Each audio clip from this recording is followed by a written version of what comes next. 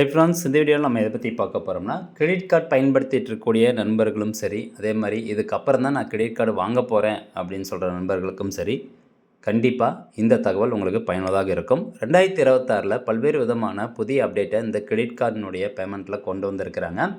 So அதனால் இந்த எல்லா தகவலையும் தெரிஞ்சுக்கிட்டு இந்த இன்ஃபர்மேஷன் முடிஞ்ச அளவுக்கு நீங்கள் நிறைய பேருக்கு வந்து ஷேர் பண்ணிவிடுங்க. முதலாவதாக 3 நாட்கள் சலுகை காலம், அதாவது கிரேஸ் பீரியட் அப்படிங்கிறது ஒன்று கொண்டு வந்திருக்கிறாங்க. அதாவது இப்போ நீங்கள் அந்த கிரெடிட் கார்டு பில் செலுத்த வேண்டிய கடைசி தேதி ஒவ்வொரு மாதத்துலேயும் 5ஆம் தேதி அப்படின்னு வச்சுக்கலாம்.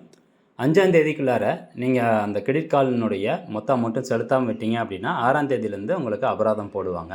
ஆனால் இப்போ இந்த கிரேஸ் பீரியட் 3 நாள் வந்த காரணத்தினால 8ஆம் தேதி வரைக்கும் உங்களுக்கு டைம் கொடுப்பாங்க. 8ஆம் தேதிக்குள்ளார நீங்கள் அந்த கிரெடிட் கார்டு அமௌண்ட் வந்து பேலன்ஸ் அமௌண்ட்டை செலுத்திடணும். அப்படி செலுத்தும்போது உங்கள்கிட்ட லேட் பேமெண்ட் பே அப்படிங்கிறது கலெக்ட் பண்ண மாட்டாங்க. அதே மாதிரி நீங்கள் வந்து பாஸ்ட் டியூ, அதாவது தவணை தவறியவர் அப்படிங்கிற அந்த பெயரை சிபில் அறிக்கைக்கு வந்து கொடுக்க மாட்டாங்க. சிபிலினுடைய நிறுவனங்களுக்கு தகவல் கொடுக்க மாட்டாங்க. அதே மாதிரி இந்த 3 நாட்களுக்குள்ளார நீங்கள் கரெக்டாக அந்த கிரெடிட் கார்டு பில் அமௌண்ட்டை செலுத்திட்டீங்க அப்படின்னா சிபில் ஸ்கோர் உங்களுக்கு எந்த வகையிலும் பாதிக்கப்படாது. இந்த 3 நாட்களை தவறும் பட்சத்தில், நான் சொன்ன உதாரணத்தில் அந்த 8ஆம் தேதியே தவறும் பட்சத்தில் தான் அந்த ஓவர் டியூ அப்படின்னு சொல்லி உங்களுடைய அக்கௌண்ட்டில் நீங்கள் லேட் பேமெண்ட் பே எல்லாமே செலுத்துகிற மாதிரி இருக்கும். சிபில் ஸ்கோர் வந்து அடி வாங்கும், எல்லாமே அடி வாங்கும். ஸோ இந்த கிரேஸ் பீரியட் 3 நாள் வந்து கொண்டு வந்திருக்கிறாங்க. முக்கியமாக அடுத்து பார்க்க வேண்டியது நிலுவைத் தொகைக்கு மட்டுமே அபராதம் அப்படின்னு சொல்கிறாங்க. Charges on outstanding balance.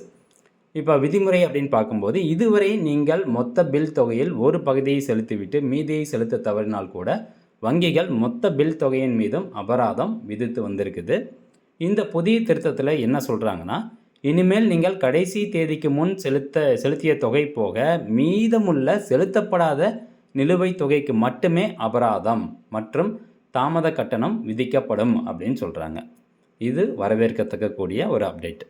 சரி, இந்த 2 நடைமுறையும் எப்போலேருந்து அமலுக்கு வருது அப்படின்னு கேட்டிங்கன்னா, ஏப்ரல் 1, 2027 தான் இந்த கிரேஸ் பீரியட் மற்றும் நிலுவைத் தொகைக்கான அந்த ஒரு அபராதம் வசூலிக்கக்கூடியது. ஸோ இது 2 அப்டேட்டும் பார்த்தீங்கன்னா ஏப்ரல் 1, 2027 தான் அமலுக்கு வருது. ஏன்னா பேங்க் தரப்பில் இருந்து நிறைய சேஞ்சஸ்லாம் பண்ணணும் அப்படிங்கிற காரணத்தினால இந்த டைம் லிமிட் எக்ஸ்ட்ரா கொடுத்துருக்காங்க. மீதி நான் சொல்லக்கூடிய அந்த 6 அப்டேட்டும் பார்த்தீங்கன்னா இப்போ ஏப்ரல் 1, 2026 அமலுக்கு வந்திருக்குது. அதில் முதலாவது update 2 factor authentication, compulsory 2 factor authentication இருக்கணும் அப்படின்னு சொல்கிறாங்க. இதுக்கு முன்னாடி கிரெடிட் கார்டு பேமெண்ட் பொறுத்த வரைக்கும் ஓடிபி மட்டுமே பயன்படுத்தி நம்ம கிரெடிட் கார்டு பேமெண்ட் பண்ணிகிட்டு இருந்தோம். பட் இப்போ வந்து பயோமெட்ரிக் அத்தன்டிகேஷனும் வேணும். ஒன்று உங்களுடைய கைரேகை அல்லது ஃபேஸ் அத்தன்டிகேஷன் டெக்னாலஜி அல்லது அந்த ஆப்னுடைய டோக்கன் பயன்படுத்தி தான் இனிமேல் நீங்கள் வந்து கிரெடிட் கார்டு பேமெண்ட் செலுத்த முடியும் அப்படின்னு சொல்கிறாங்க. அண்ட் 3வதாக முக்கியமாக பார்க்கக்கூடியது வருமான வரித்துறையினுடைய நேரடி கண்காணிப்பு அப்படின்னு சொல்கிறாங்க. அதாவது இந்த புதிய வருமான வரி விதிகளின்படி ஒரு நிதி ஆண்டில், ஒரு ஃபினான்ஷியல் இயரில் நீங்கள் கிரெடிட் கார்டு மூலமாக 10 லட்சமோ அல்லது 10 லட்சத்துக்கும் மேலே செலவு செய்கிறீங்க அப்படிங்கிற பட்சத்தில் உங்களுடைய அந்த பெயர், எத்தனை பேர் வந்து 10 லட்சம் அல்லது 10 லட்சத்துக்கு மேலே கிரெடிட் கார்டு மூலமாக ஒரு ஃபினான்ஷியல் இயரில் செலவு பண்ணுறாங்களோ அவங்களுடைய நேம் லிஸ்ட்டை வந்து ஐடிக்கு வந்து அனுப்பணும், வருமான வரித்துறைக்கு அனுப்பணும் அப்படின்னு சொல்லியிருக்கிறாங்க.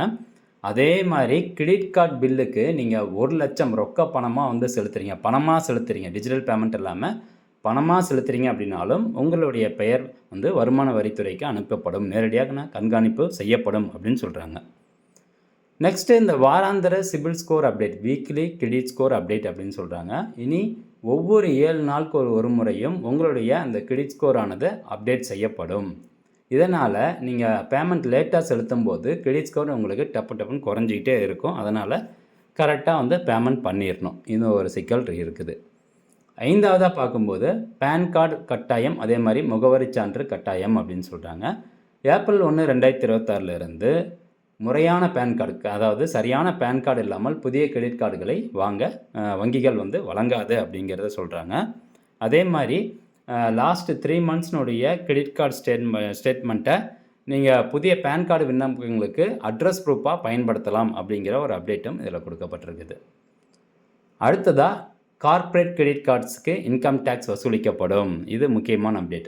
எப்போ வசூலிப்பாங்க அப்படின்னு கேட்டிங்கன்னா, இப்போது உங்களுடைய சொந்த செலவுகளுக்காக அந்த கார்ப்பரேட் கிரெடிட் கார்டை பயன்படுத்தி நீங்கள் ஒரு பொருள் வாங்குறீங்க அப்படிங்கிற பட்சத்தில் அதுக்கு டேக்ஸ் வந்து வசூலிக்கப்படும் அப்படின்னு சொல்கிறாங்க. அதே மாதிரி அந்த கார்ப்பரேட் கிரெடிட் கார்டு பயன்படுத்தி நீங்கள் ஒரு பிஸ்னஸ் ட்ராவல் பண்ணுறீங்க, அதாவது அந்த கார்ப்பரேட் நிறுவனங்களுக்கான பிஸ்னஸ் தொடர்பான எதனா ஒரு செலவு பண்ணுறீங்க அப்படிங்கிற பட்சத்தில் அது சம்மந்தமான சரியான பில்லை வைக்கும்போது அதுக்கு வரி விலக்கு இருக்குது அப்படின்னு சொல்கிறாங்க. அடுத்தபடியாக வங்கி சார்ந்த கட்டணம் மற்றும் ரிவார்டு மாற்றங்கள். இப்போ உதாரணத்துக்கு ஒரு 3 வங்கி நான் எடுத்து வச்சுருக்கேன். எஸ்பிஐ கார்டு பொறுத்த வரைக்கும் வாடகை செலுத்துவதற்கு இனி ரிவார்டு பாயிண்ட்டுகள் வழங்கப்படாது. எஸ்பிஐ கிரெடிட் கார்டு பயன்படுத்தி ரெண்ட்டு பே பண்ணுறோம் அப்படின்னா ரிவார்ட் பாயிண்ட் கிடைக்காது.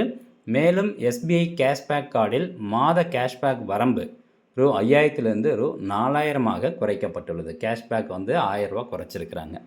ஐசிஐசிஐ பேங்க்கில் எந்த மாதிரி சேஞ்சஸ் கொண்டு வந்திருக்காங்கன்னா, ஏர்போர்ட் லான்ச் அக்சஸ் பெற முந்தைய காலாண்டில் குறைந்தபட்சம் ரூ 35,000 அந்த கிரெடிட் கார்டை பயன்படுத்தி செலவு செஞ்சுருக்கணும். மேலும் ஆன்லைன் கேமிங் பரிவர்த்தனைகளுக்கு 2% கட்டணம் விதிக்கப்படும் அப்படின்னு கொண்டு வந்திருக்காங்க.